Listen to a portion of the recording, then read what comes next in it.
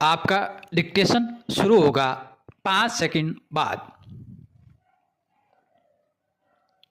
शुरू। सभागार में शिविर लगने के 2 दिन बाद तोतो चान के लिए एक बड़ा साहस करने का दिन आया। इस दिन उसे यासुकी चान से मिलना था। इस भेद का पता न तो तोतो चान के माता पिता को था, न ही यासुकी चान के। उसने यासुकी चान को अपने पेड़ पर चढ़ने का न्योता दिया था। पैरा तोमे में हरेक बच्चा बाग के एक एक पेड़ को अपने खुद के चढ़ने का पेड़ मानता था। तोतो चान का पेड़ मैदान के बाहरी हिस्से में कुओन बुस्सू जाने वाली सड़क के पास था। बड़ा सा पेड़ था। उसका चढ़ने जाओ तो पैर फिसल फिसल जाते, पर ठीक से चढ़ने पर जमीन से कोई 6 फुट की ऊंचाई पर एक द्विशाखा तक पहुंचा जा सकता था। बिल्कुल किसी झूले सी आरामदेह जगह थी यह। तोतो चान अक्सर खाने की छुट्टी के समय या स्कूल के बाद ऊपर चढ़ी मिलती। वहाँ से वह सामने दूर तक ऊपर आकाश को या नीचे सड़क पर चलते लोगों को देखा करती थी। पैरा बच्चे अपने अपने पेड़ को निजी संपत्ति मानते थे। किसी दूसरे के पेड़ पर चढ़ना हो तो उससे पहले पूरी शिष्टता से माफ़ कीजिए, क्या मैं अंदर आ जाऊं, पूछना पड़ता था। पैरा यासुकी चान को पोलियो था, इसलिए वह न तो किसी पेड़ पर चढ़ पाता था और न किसी पेड़ को निजी संपत्ति मानता था। अतः तोतो चान ने उसे अपने पेड़ पर आमंत्रित किया था, पर यह बात उन्होंने किसी से नहीं कही, क्योंकि अगर बड़े सुनते तो ज़रूर डांटते। पैरा घर से निकलते समय तोतो चान ने माँ से कहा कि वह यासुकी चान के घर डेनेन छोपो जा रही हैं। चूँकि वह झूठ बोल रही थी, इसलिए उसने माँ की आंखों में नहीं झांका। वह अपनी नज़रें जूतों के फीतों पर ही गड़ाए रही। रोकी उसके पीछे पीछे स्टेशन तक आया। जाने से पहले उसे सच बताए बिना तोतो चान से रहा नहीं गया। पैरा मैं यासुकी चान को अपने पेड़ पर चढ़ने देने वाली हूँ, उसने बताया। जब तोतो चान स्कूल पहुँची तो रेल पास उसके गले के आसपास हवा में उड़ रहा था। यासुकी चान उसे मैदान में क्यारों के पास मिला। गर्मी की छुट्टियों के कारण सब सूना पड़ा था। यासुकी चान उससे कुल जमा 1 ही वर्ष बड़ा था, पर तोतो चान को वह अपने से बहुत बड़ा लगता था। पैरा जैसे ही यासुकी चान ने तोतो चान को देखा, वह पैर घसीटता हुआ उसकी ओर बढ़ा। उसके हाथ अपनी चाल को स्थिर करने के लिए दोनों ओर फैले हुए थे। तोतो चान उत्तेजित थी। वे दोनों आज कुछ ऐसा करने वाले थे जिसका भेद किसी को पता न था। यह उल्लास में ठिठियाकर हंसने लगी। यासुकी चान भी हंसने लगा। पैरा तोतो चान यासुकी चान को अपने पेड़ की ओर ले गई और उसके बाद वह तुरंत चौकीदार के छप्पर की ओर भागी। जैसा उसने रात को ही तय कर लिया था। वहाँ से वह एक सीढ़ी घसीटती हुई लाई। उसे तने के सहारे ऐसे लगाया जिससे वह द्विशाखा तक पहुँच जाए। वह कुर्सी से ऊपर चढ़ी और सीढ़ी के किनारे को पकड़ लिया पैरा।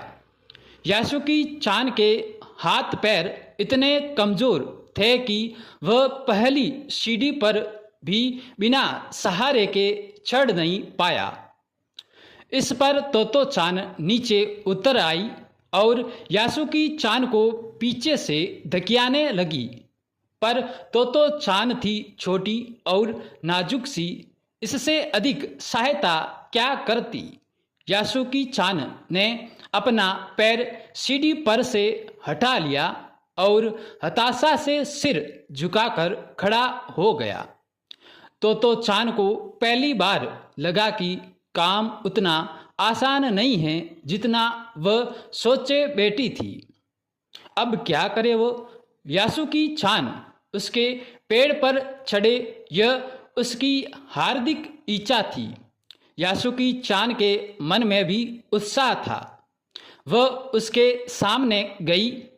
उसका लटका चेहरा इतना उदास था कि तोतो चान को उसे हंसाने के लिए गाल फुलाकर तरह तरह के चेहरे बनाने पड़े। पैरा, ठहरो, एक बात सूझी है। वह फिर चौकीदार के छप्पर की ओर दौड़ी और हरेक चीज उलट पुलट कर देखने लगी। आखिर उसे एक तिपाई सीढ़ी मिली जिसे थामे रहना भी जरूरी नहीं था। वह तिपाई सीढ़ी को घसीटकर ले आई तो अपनी शक्ति पर हैरान होने लगी। तिपाई की ऊपरी सीढ़ी द्विशाखा तक पहुंच रही थी। पैरा, देखो, अब डरना मत, उसने बड़ी बहन की सी आवाज में कहा। यह डगमगाएगी नहीं। पैरा, यासुकी चान ने घबराकर तिपाई सीढ़ी और पसीने से तरबतर तोतो चान की ओर देखा। उसे भी काफी पसीना आ रहा था। उसने पेड़ की ओर देखा और तब निश्चय के साथ पांव उठाकर पहली सीढ़ी पर रखा। पैरा, उन दोनों को यह बिल्कुल भी पता न चला कि कितना समय यासुकी चान को ऊपर तक चढ़ने में लगा। सूरज का ताप उन पर पड़ रहा था, पर दोनों का ध्यान यासुकी चान के ऊपर तक पहुंचने में रमा था। तोतो चान नीचे से उसका एक एक पैर सीढ़ी पर धरने में मदद कर रही थी। अपने सिर से वह उसके पिछले हिस्से को भी स्थिर करती रही। यासुकी चान पूरी शक्ति के साथ जूझ रहा था और आखिर वह ऊपर पहुंच गया, पर उसे अचानक सारी मेहनत बेकार लगने लगी। तोतो चान तो सीढ़ी पर से छलांग लगाकर द्विशाखा पर पहुंच गई, पर यासुकी चान को सीढ़ी से पेड़ पर लाने की हर कोशिश बेकार रही। यासुकी चान सीढ़ी थामे तोतो चान की ओर ताकने लगी।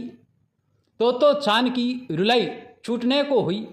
उसने चाहा कि यासुकी चान को अपने पेड़ पर आमंत्रित कर तमाम नई नई चीजें दिखाए। पैरा, पर वह रोई नहीं। उसे डर था कि उसके रोने पर यासुकी चान भी रो पड़ेगा। उसने यासुकी चान का पोलियो से पिचकी और अकड़ी उंगलियों वाला हाथ अपने हाथ में थाम लिया। उसके खुद के हाथ से वह बड़ा था, उंगलियां भी लंबी थी। देर तक तोतो चान उसका हाथ थामे रही, तब बोली, तुम लेट जाओ, मैं तुम्हें पेड़ पर खींचने की कोशिश करती हूँ। पैरा, उस समय द्विशाखा पर खड़ी तोतो चान द्वारा यासुकी चान को पेड़ की ओर खींचते अगर कोई बड़ा देखता तो वह जरूर डर के मारे चीख उठता। उसे वे सच में जोखिम उठाते ही दिखाई देते, पर यासुकी चान को तोतो चान पर पूरा भरोसा था और वह खुद भी यासुकी चान के लिए भारी खतरा उठा रही थी। अपने नन्हे नन्हे हाथों से वह पूरी ताकत से यासुकी चान को खींचने लगी। बादल का एक बड़ा टुकड़ा बीच बीच में छाया करके उन्हें कड़कती धूप से बचा रहा था। पैरा काफी मेहनत के बाद दोनों आमने सामने पेड़ की द्विशाखा पर थे। पसीने से तरबतर अपने बालों को चेहरे पर से हटाते हुए तोतो चान ने सम्मान से झुककर कहा, मेरे पेड़ पर तुम्हारा स्वागत है। पूर्ण विराम।